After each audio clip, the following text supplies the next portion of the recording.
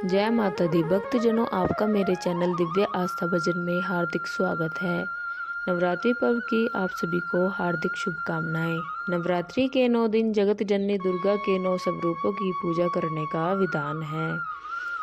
पहले दिन माँ शैलपुत्री जी की पूजा की जाती है, दूसरे दिन माँ ब्रह्मचारिणी जी की पूजा की जाती है और नवरात्र के तीसरे दिन माँ चंद्रघंटा जी की पूजा करने का विधान है।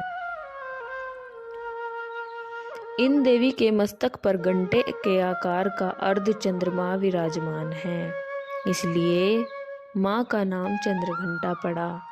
इनके शरीर का रंग स्वर्ण के समान चमकीला है और इनका वाहन सिंह है।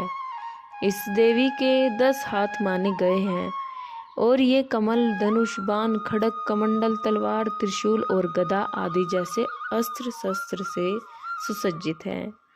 इनके कंठ में श्वेत पुष्प की माला और शीर्ष पर रत्न जड़ित मुकुट विराजमान है। माता चंद्रघंटा युद्ध की मुद्रा में विराजमान रहती हैं और तंत्र साधना में मणिपुर चक्र को नियंत्रित करती हैं। माना जाता है कि देवी के इस रूप की पूजा करने से मन को अलौकिक शांति प्राप्त होती है और इससे न केवल इस लोक में अपितु परलोक में भी परम कल्याण की प्राप्ति होती है। इनके वंदन से मन को परम सूक्ष्म ध्वनि सुनाई देती है, जो मन को बहुत शांति प्रदान करती है। इनका वर्ण स्वर्ण जैसे चमकीला है और ये हमेशा असुरिक शक्तियों के विनाश के लिए सदैव तत्पर रहती हैं। इसलिए इनकी आराधना करने वालों को भी अपूर्व शक्ति का अनुभव होता है। माँ चंद्रघंटा जी की पूजा में दूध का प्रयोग कल्याणकारी माना गया है।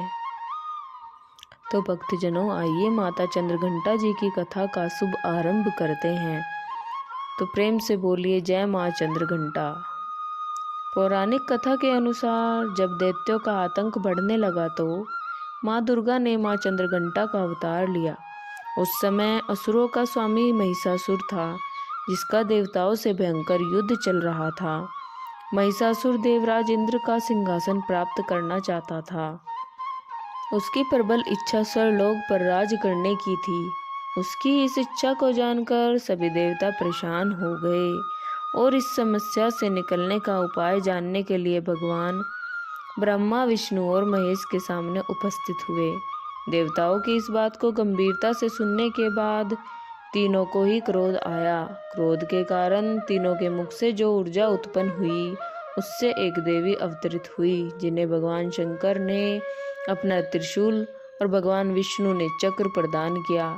इसी प्रकार अन्य देवी देवताओं ने भी माता के हाथों में अपने अस्त्र सौंप दिए। देवराज इंद्र ने देवी को एक घंटा दिया, सूर्य ने अपना तेज और तलवार दी, सवारी के लिए सिंह प्रदान किया। इसके बाद माँ चंद्रघंटा महिषासुर के पास पहुंची। माँ का यह रूप देखकर महिषासुर को यह आभास हो गया था कि उसका काल आ गया है। महिषासुर ने माँ पर हमला बोल दिया। इसके बाद देवताओं और असुरों में भयंकर युद्ध छिड़ गया। माँ चंद्रघंटा ने महिषासुर का संहार किया। इस प्रकार माँ ने देवताओं की रक्षा की। तो भक्तजनों, इस प्रकार माता जी की कथा पूर्ण हुई। जय माता दी। जय माँ चंद्रघंटा।